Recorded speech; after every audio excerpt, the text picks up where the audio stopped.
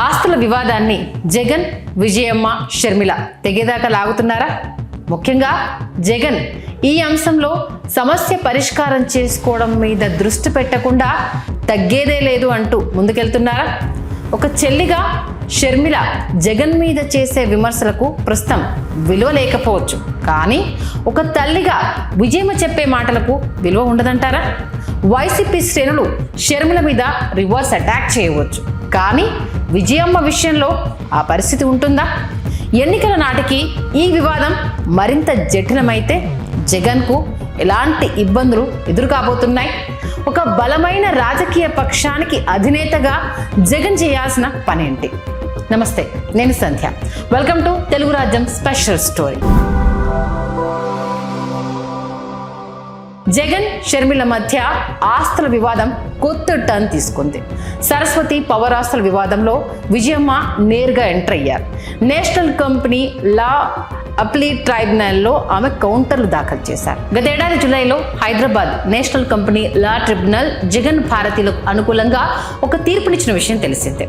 Saraswati power షేర్లను విజయమ్మ పేరు మీదులకు బదలాయింపు చేసుకోవడం, తమకు తెలియకుండానే సరస్వతి పవర్ డైరెక్టర్ బోర్డులు సమావేశమై వాటాలను విజయమ్మ, జనార్దన్ రెడ్డి పేర్లకు బదలాయింపు చేస్తూ నిర్ణయం తీసుకోవడం చట్టవిరుద్ధమని జగన్ భారతీయులు కోర్టుకు విన్నవించుకున్నారు. ఈ బదిలీలను తాము ఆమోదించలేదని, అందుకే స్టేటస్ కో పునరుద్ధరించాలని కోరారు. జగన్ భారతీయుల వాదనలతో అంగీకరించిన కోర్టు సరస్వతి పవర్ బోర్డు తీసుకున్న షేర్ల బదలాయింపు నిర్ణయాన్ని రద్దు చేసింది. దానికి సంబంధించి Vijayamma national company law appeal tribunal Chennai బ్రాంచ్లో కౌంటర్ దాఖలు చేశారు. ఈ కౌంటర్లో ఆమె అనేక వాదనలు వినిపించారు. ముఖ్యంగా 2019లో జగన్, షర్మిల మధ్య జరిగిన ఒప్పందం ప్రకారం సరస్వతి కంపెనీ పవర్ షేర్స్ మొత్తము షర్మిలకే చెందాలని, అయితే ప్రస్తుతానికి ఆ వాటాలన్నీ తన పేరు మీద ఉండాలని నిర్ణయించుకున్నట్లుగా ఆవిడ తెలిపారు. ఈ ఆస్తుల పంపిణీ విషయంలో తాను స్వతంత్రంగా నిర్ణయం తీసుకుంటున్నానని, షర్మిలకు తాను బినామీని కాదని విజయమ్మ స్పష్టం చేయడం కోసమేర్పు. ఈడీ జప్తులో ఉన్నందున వాటాలు బదిలీ చేయకూడదన్న జగన్ భారతీయుల వాదన కేవలం ఒప్పందాలను రద్దు చేయడానికే తప్ప అందులో వాస్తవం లేదని ఆమె పేర్కొన్నారు. ఇక జగన్ భారతీయులే స్వయంగా వాటా సర్టిఫికెట్లు, బదిలీ పత్రాలను తనకు అందజేశారని, ఆ తర్వాతే బోర్డు తీర్మానం చేసి తన పేరును ఆ రిజిస్టర్లో చేర్చిందని విజయమ్మ వివరించారు. ఇక ఈ వివాదానికి సంబంధించి జగన్ భారతీయులు తమ వాదనలు వినిపించారు. సరస్వతి పవర్ కంపెనీకి సంబంధించిన వాటాలు మరియు ఆస్తులు ప్రస్తుతం ఎన్ఫోర్స్మెంట్ డైరెక్టరేట్ అంటే ఈడీ జప్తు చేయబడ్డాయి అని తెలియజేశారు. చట్ట ప్రకారం అటాచ్మెంట్లో ఉన్న ఆస్తులను లేదా వాటాలను వేరొకరి పేరు మీదకి బదిలీ చేయడం అనేది నేరము. ఒకవేళ కనుక అలా చేస్తే అది మనీ లాండరింగ్ నిరోధక చట్ట నిబంధనలను ఉల్లంఘించినట్లవుతుంది. ఇది వారి ప్రధాన వాదనగా ఉంది. ఇక అటు జగన్ తన పిటిషన్లో పేర్కొన్న మరొక కీలక అంశం ఈ గిఫ్ట్ డీడ్లు, ఒప్పందాలు కేవలం ప్రతిపాదనగా మాత్రమే చేసుకున్నవి.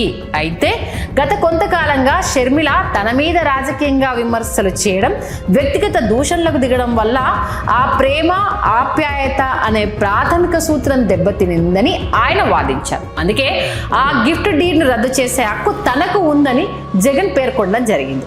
ఇక 2019లో కేవలం ఒక అవగాహన ఒప్పందం, అదే MOU మాత్రమే జరిగిందని, అధికారికంగా వాటాల బదిలీ ప్రక్రియ పూర్తి కాలేదని జగన్ వాదిస్తున్నారు. షేర్ సర్టిఫికెట్ల బదిలీ, రిజిస్ట్రేషన్ ప్రక్రియ ఇంకా పెండింగ్లో ఉన్నందున ఆ ఒప్పందాన్ని వెనక్కి తీసుకునే అధికారం తనకు ఉందని జగన్ భారతి తమ వాదనలను కోర్టుకు విన్నవించారు. వైఎస్ కుటుంబంలో ఇలాంటి ఒక వివాదం నెలకొనడం, ఆస్తుల విషయంలో జగన్, షర్మిల కోర్టుల వరకు వెళ్లడం వైఎస్ అభిమానులను, అలానే విజయమ్మను కూడా తీవ్రంగా బాధించే ఒక అంశం.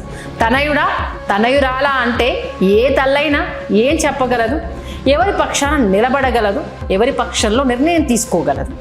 వైఎస్ అభిమానులు 199% జగన్ పక్షాన్నే ఉన్నారు.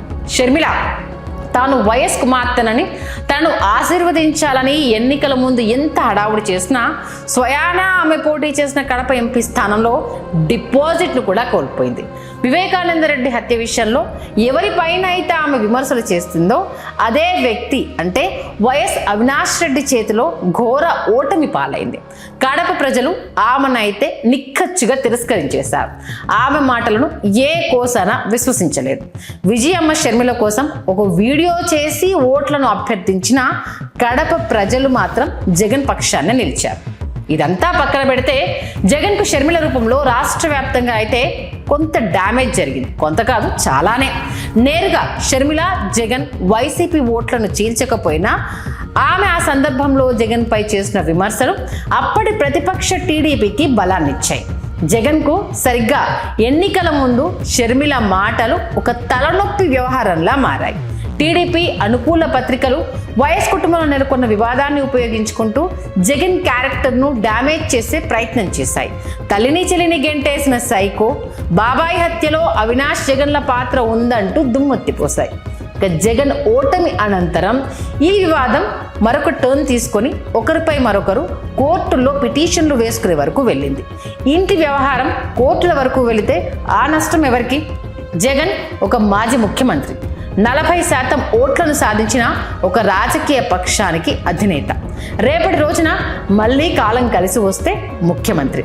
ఇంటి పోరు, ఆస్తుల వివాదాలు ఇంత పెద్ద ఎత్తున కుటుంబాలపైన ఉంటే ఓటమి అనేది ఎవరికి అతీతం కాదని అనేక ఉదాహరణలు ఉన్నాయి. దేశంలోనే అత్యంత సంపన్న కుటుంబం ధీరుభాయ్ అంబానీ, 2 కుమారులు అటు ముఖేష్ అంబానీ కావచ్చు, అనిల్ అంబానీ మధ్య ఆస్తుల వివాదాలు గతంలో చూసాం. ఇక మన తెలుగు రాష్ట్రాల విషయానికి వస్తే నారా, నందమూరి కుటుంబాల్లో కూడా ఇలాంటి వివాదాలు ఉన్నాయి.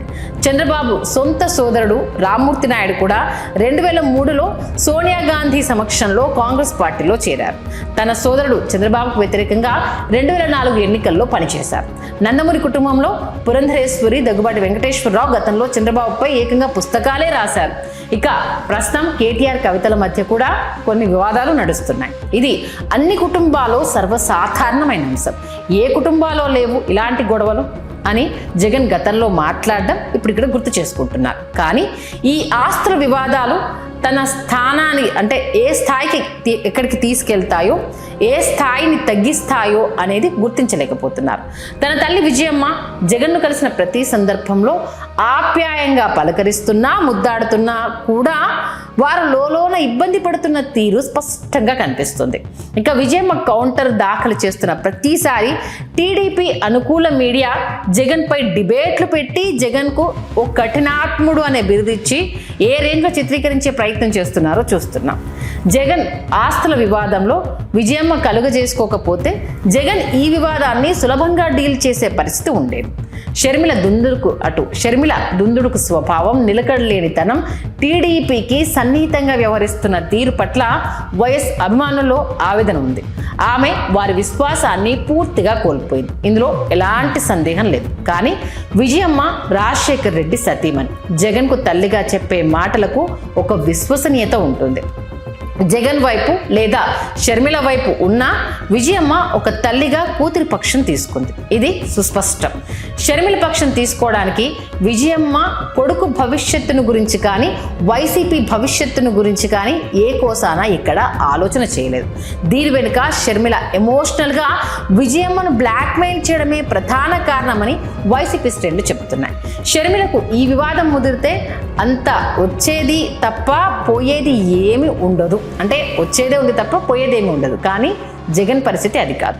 నిజాలు ఎలా ఉన్నా ఈ అంశంలో జగన్ ఒక మెట్టు వెనక్కి తగ్గి వివాదానికి ముగింపు పలకకపోతే మాత్రం ఎన్నికల ముంగిట ఈ అంశం జగన్కు మరోసారి తలనొప్పులు తెచ్చే అవకాశం ఉంటుంది.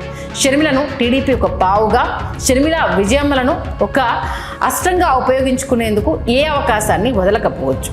చివరగా వైఎస్ కుటుంబంలోని ఈ ఆస్తుల వివాదం ఇప్పుడు కేవలం కోర్టులలో లేదా 4 గోడలకు పరిమితం కాలేదు.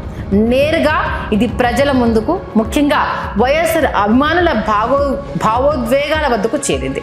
విజయమ్మ ఒక తల్లిగా కూతురి పక్షాన నిలబడ్డం వెనుక షర్మిల ఎమోషనల్ బ్లాక్మెయిల్ ఉందన్న వైసీపీ శ్రేణుల వాదనలో నిజమెంతుందో తెలియదు. కానీ ఒక తల్లి నోటి నుండి వచ్చే ప్రతి మాటకు సమాజంలో ఉండే విశ్వసనీయత జగన్కు ప్రతిబంధకంగా మారుతుంది.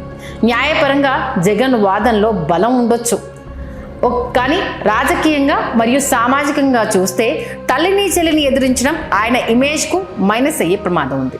ఎన్నికల ముంగిట ఈ వివాదం ముదిరితే ప్రత్యర్థులకు ఇదొక బలమైన ప్రచారాస్త్రం అవుతుంది. కాబట్టి జగన్ ఒక మెట్టు దిగి ఈ వివాదానికి గౌరవప్రదమైన ముగింపు పలక్కపోతే రాజకీయంగా ఆయన భారీ మూల్యం చెల్లించుకోక తప్పదు.